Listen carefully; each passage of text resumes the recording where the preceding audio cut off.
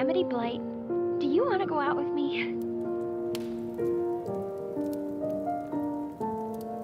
Nothing particularly stood out to me as strange about the application itself or the interview for this game. All of it was simple and felt relatively normal. The Dungeon Master and a player of hers both asked me various questions about my style of play and whether I had any character ideas, with most of the time spent just getting to know each other. After the interview was over, they told me I'd be a good fit, sent me an invite to their server, and let me know I'd be listening in for a session to get an idea of the party dynamic so I could build a character that fits into it. Everything seemed perfectly fine. Oh, sweet summer child. You're like that family in every horror movie that goes into the obviously haunted house. Everything is grand and wonderful until it's really not. The closest thing to a red flag that came up at the time, but to me was more of a yellow flag, was finding out that the player involved in my interview, yeah, that was the Dungeon Master's girlfriend. I know favoritism exists, but I want to give them the benefit of the doubt. I was introduced to the party as the only person chosen to join. Come the day of the session, a new person joins the server. That person is another new player. It wasn't an issue for me at the time at all, but when I joined the voice call, I found them telling the new player how excited they were to have him and how he was the only good option out of every single person they interviewed. In between telling him those things, they just said, like, hi to me. Hey, you got accepted into the game. That's awesome. Yeah, you were the only person worth accepting. Sweet. I'll see you guys soon. Man, I'm really looking forward to this game. Yeah, you were the only good player that we interviewed. Wait, seriously? There was this one dude, they were wearing this fugly gray shirt. Like, they were so gross. It was just, it was giving poor. Oh, hey, there he is. Hi. Yeah, that guy sucks. He's just absolutely gross. Like, you're the only person. Women, am I right? It stung quite a bit, and made me feel like it just wasn't worth being there, so from then on I planned on just listening to the session and leaving afterwards politely. I don't remember much from the session itself, as I stopped paying attention once it began. I think they were on a ship. There was like a fight. About halfway through the fight, the Dungeon Master stopped to ask the new player and I how we were doing and if we liked the session so far. I gave a half-hearted, I'm fine, it seems good, but the other player didn't say anything. The Dungeon Master and her girlfriend insisted they waited for the player to respond, but after 10 minutes, the rest of the party just wanted to get back to the combat. I zoned out again, but was pulled out of it when I noticed the DM was making odd noises and stuttering randomly, alongside the sound of something vibrating against a hard surface. I didn't mention it, but it became more frequent, and eventually she let out a moan and music. What? And don't you dare look at me like that. I do know what a vibrator is, okay? Not that naive, God. That was when I realized what was going on. After she unmuted and tried to get back to DMing, the other new player just left the server without saying anything. As soon as he did, the DM and her girlfriend began to spiral, completely derailing the session and trying to figure out why he would leave. At one point during their panic, the DM said directly to me, "I'd rather have no new players than just you." Jesus, what the hell did you do?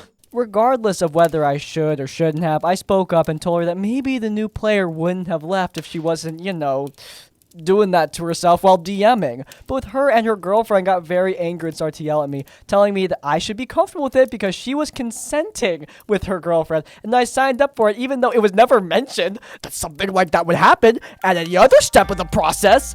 They yelled at me until they started stumbling over their words, and then they just kicked me from the server. Nothing happened after. It was just a big, uncomfortable, needlessly mean waste of time. The worst part about this, I think this isn't even the first time we've read about something like this on this series. What are you guys doing to me, man?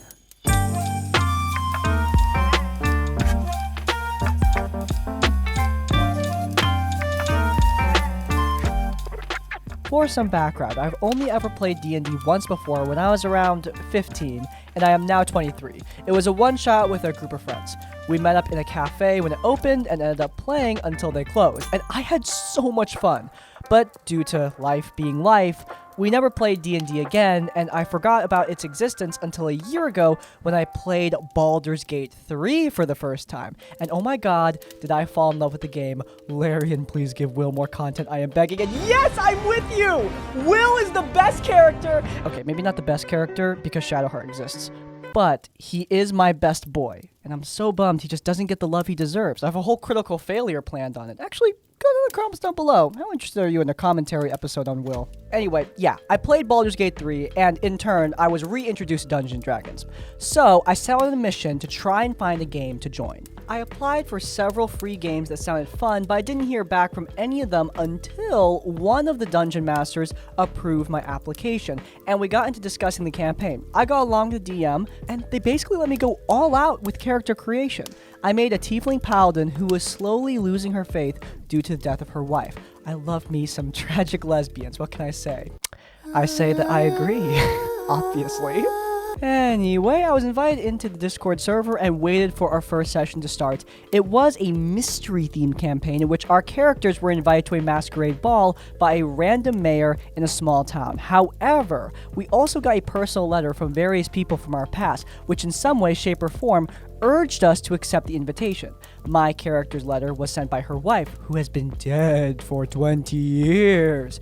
The day of the first session came, and one of the players just didn't show up. But we continued, as our Dungeon Master, who was a first-time DM, didn't want to keep us waiting. So it was me, a paladin, a human bard, and a Githyanki monk. Keep in mind, we are all strangers. However, the first session was really fun in and out character. The Gith monk was new to our plane and for obvious reasons stuck out like a sore thumb, which led to a lot of fun moments between the others trying to explain social norms and stuff. Despite this, he was very wise and philosophical, which led to some really cool quotes at the time.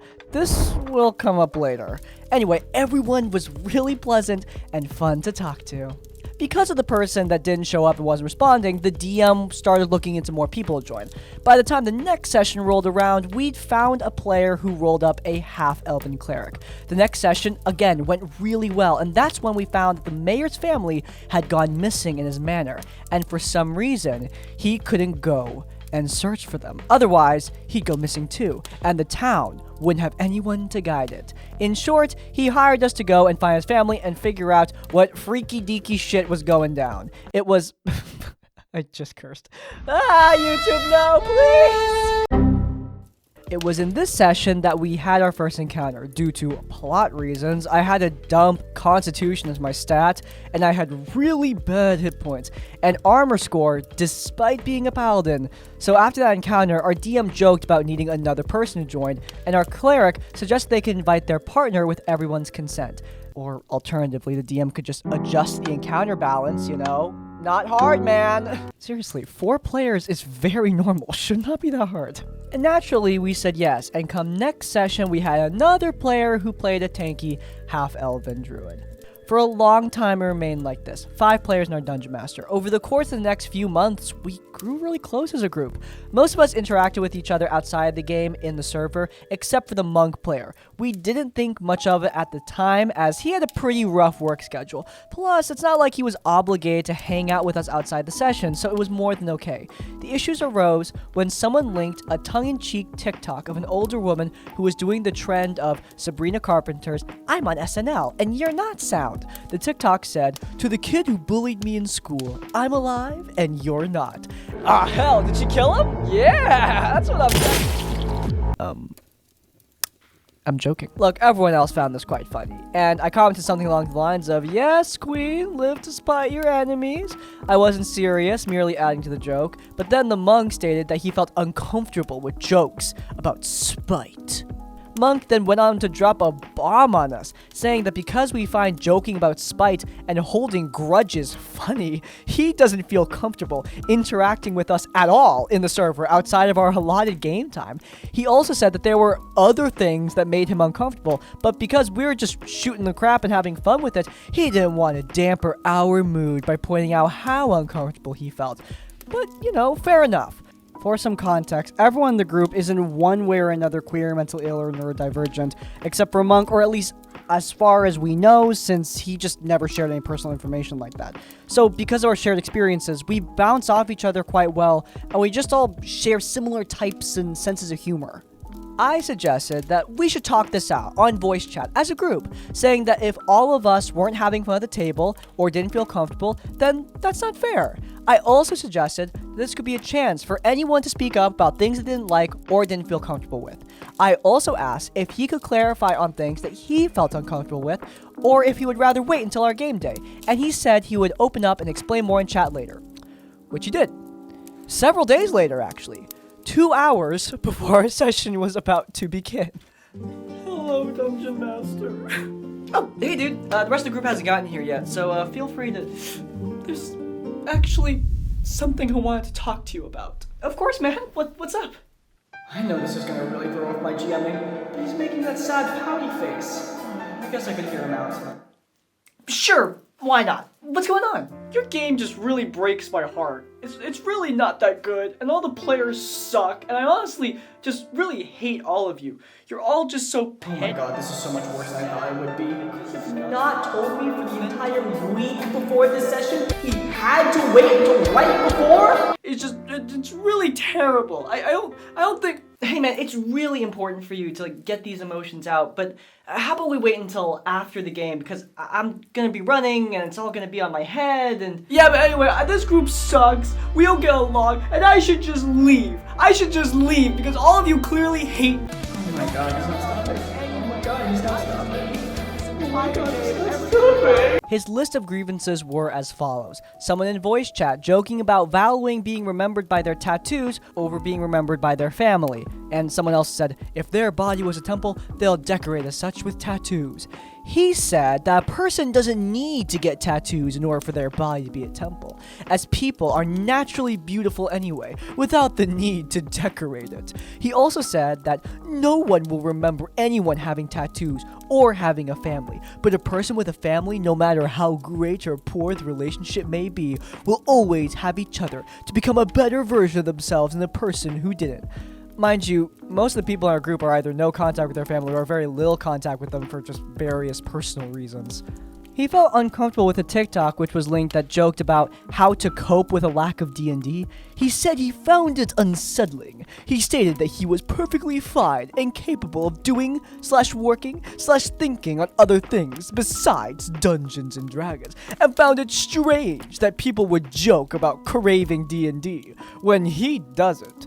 He also had an issue with several of the group members voicing their dislike of how much D&D had become monetized, in the sense that some games require payment per session, and said the way we were talking about it made it seem like we looked down on it, which we don't. We were just talking about how rough it is for people struggling with money to find a free game to be able to enjoy the hobby.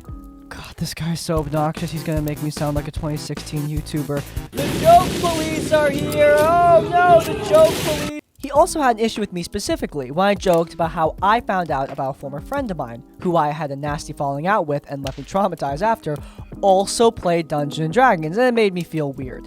He didn't like the fact that someone who I dislike having the same hobby as mine affected my emotions in any way. The joke police! Oh my god!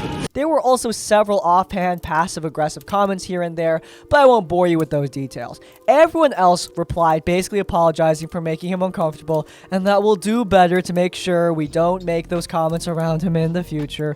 A few of us also explained that most of the comments and jokes were not intended to be taken upon face value.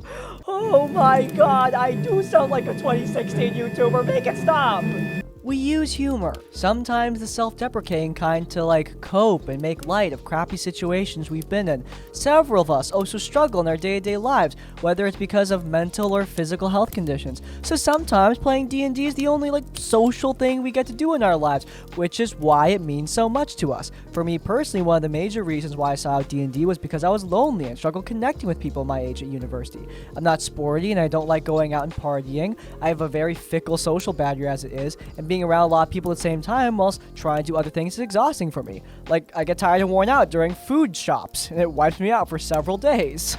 God, this one's a long one, so let's take a break and do some commentary. Obviously, right now, things are not going horrific, but they are going very annoyingly. This dude is stepping on literally every remark you ever make, and while it's not as bad as some incel creeping on you, it definitely is uncomfortable. Like, yeah, we joke around sometimes, but having someone play joke police with everything you say does get annoying. And obviously there are jokes that cross the line. That's a clear thing, and that should be discussed. But this guy's taking things a little far. If you're that incompatible with the sense of humor of the group, then maybe it is for the best that he leave. Though I have a feeling he's not going to. Most of us thought that the issue might lie in tone when someone is speaking. We're all strangers trying to figure out how to work together through voice behind screens alone, so some misunderstandings are bound to happen. We suggested that maybe in the future we ought to ask for clarification and implement the use of tone tags while texting, which I personally find very helpful, even with people I've known for years. Blame the autism. Tone tags? Huh, these are actually pretty helpful. Might be especially helpful for me, since whenever I text, everyone just thinks I'm being a dick. Wonder why. But then he starts fixating on our health and well-being and pushing on wanting to help us with these problems. Our dungeon master stepped in and said that while it is kind of him to care and want to help, we are all responsible for our own health and well-being. Another player also said that just because we sometimes complain about life and not doing too well does not mean we want nor expect someone to come and fix it, especially not someone who we just play Dungeons and Dragons with. If we really feel the need to talk to someone about it, we'll make an appointment with a real professional. But would this man drop it? No. So time for the session comes around, and everyone except the monk is chilling up in voice chat. We are talking about this or that, all's going right up until the session began. We checked in on each other, asking if there was anything anyone else wanted to talk about or bring up, and nobody had anything, so we just waited for about 30 minutes until Monk finally appeared. The next 2 hours is fuzzy as I blocked most of it, but Monk was basically going on and on about how sorry he was to hear that we were struggling, and that he used to struggle with depression and anxiety too. And oh my god, the Scientology pitch is coming up. I can feel it, boys. You know how I said his character was really philosophical? Yet turns out the player had done a minor in philosophy, and boy did he milk that. He ended up asking us these weird hypothetical scenarios and beating us over the head with some weird guru stuff about accepting help from him, and that he's here for us, and that he wants to help us get better, and that he knows how to help us if we would just accept it. But this is a man with an animation degree and a minor in philosophy. Most of us have serious mental health issues that require actual medical and psychological help. What's he gonna do? Draw Batman and Gandhi wailing on our demons? Hey, that sounds badass to me. He also weirdly involved a D&D character, like, this is like that time when my character said and did this. And he was fully serious about it too. Several of us tried to stop this car accident before it could get any worse several times, but pointing out he's just a guy we play D&D with once a week, and that talking about our issues could be dangerous if not handled with proper care. We reiterated that if we need help, we'll seek it from a professional. Our dungeon master also tried to politely shut him down several times, and yet he still kept going. You know, it's just been... It's been a real struggle for me, you know, just to navigate this whole process. Yes, that's very good. You know what this makes me think of? My Dungeons and Dragons game. What are you talking about? Don't you like Dungeons and Dragons? I mean, yeah, I love D&D, but this is like a serious thing. Like, I'm not in the mood for... Okay, great. This is my Dungeons and Dragons character.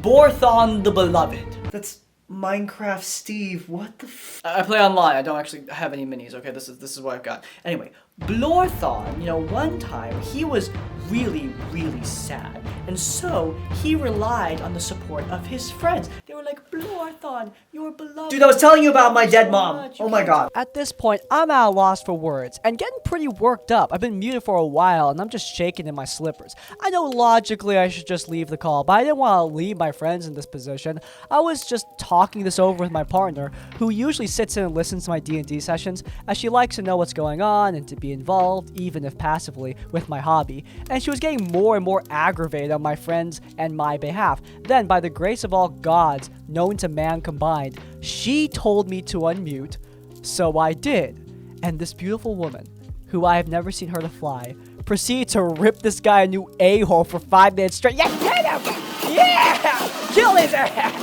It was beautiful, glorious even. If I were a damsel in distress, she was my knight in shining armor. I'm paraphrasing, but this is basically what I said. Hi, I'm the writer's partner, and I want to tell you to stop since you're not listening to anyone else. You've been asked to stop, so stop it. Not only are you being weird, you arrive late without so much as an apology, and you're making everyone feel uncomfortable on top of that. You guys came here to hang out, have fun, play D&D, not to be therapized by some random dude. Respect that. So either stop and move on, or leave. And period! Who did that? Who did that? Who did it? And that finally got him to stop. He said that maybe we weren't a good fit, and our dungeon master then proceeded to ask him to leave our table. I don't know what would have happened if we just let him continue, but with the way he was going and how he was phrasing things, dude was definitely trying to get us to join like a cult or maybe a multi-level marketing scheme. After the dude left the server, we were all talking over what the hell just happened. Turns out, Monk had a difficult time with our dungeon master behind the scenes, saying that it didn't make sense for his character to believe the letter, which was from his parents, and that he had no reason to even go to the manor from the original session in the first place, which now, I don't know about you, but I tend to build my character around the plot of the campaign, so that it makes sense for my character to, be there. He also complained a lot about various things like encounters and plot, but never said anything constructive. 1 year has passed since that whole thing, and our group is still going strong. We're all very good friends now and regularly hang out even outside of sessions, which is nice. We also have several other campaigns lined up to play with each other since this one is now finished. Also, our bard's wife joined our campaign once Monk left and rolled up a tabaxi fighter who smokes weed with a pipe and uses a lightsaber. Not at the same time. Yet. Any gay. Any gay. Thank you for reading. Let your dice rolls forever be in your favor, and may you never have to deal with a bootleg Socrates at your table. Damn straight. And I want to say right now that it's possible this guy is in a cult mentality. There are plenty of people who fall into cult leader mentalities who aren't actual cult leaders. Onision is a great example of a wannabe cult leader on YouTube. But the abuse of therapy speak goes far beyond any sort of wannabe cult leader. It's way more common than that. People who want to get into positions of power, even in just a friend group, will exploit therapy speak to manipulate you into doing what they want, especially if you express that you are neurodivergent or struggle with mental health issues. I was a victim of this myself with a problem player of mine. I mentioned how he was triggering my anxiety, and he exploited that to hell and back. Keep an eye out for that. It is becoming scarily common. However, it always helps to have someone on the outside to give you a hand. In this case, your partner, who really backed you up. She's a real one. I doubt you need me to tell you that, but yeah, seriously. She seems pretty awesome. Congrats. Hey, that's a wrap. If you guys enjoyed, then you might enjoy this episode of Critical Failure. We covered Wizards of the Coast trying to take down a Stardew Valley mod. It's linked in the cards. But before you go, please do leave a like on this one and subscribe to Crispy's Tavern so you don't miss any of our content when it comes out. And finally, if you want to leave your own stories or thoughts, go down in the comments down below. If you can't think of a comment, leave the comment. I can fix it. To let me know you made it to the end of the video. Hey, by the way, if you have your own horror stories, you can send them directly to us. There's an email down in the description down below. Send your stories our way for a chance to be featured in one of these videos. But hey, even if you don't have any stories, in essence, like, comment, subscribe. I'll see you all next time. Farewell.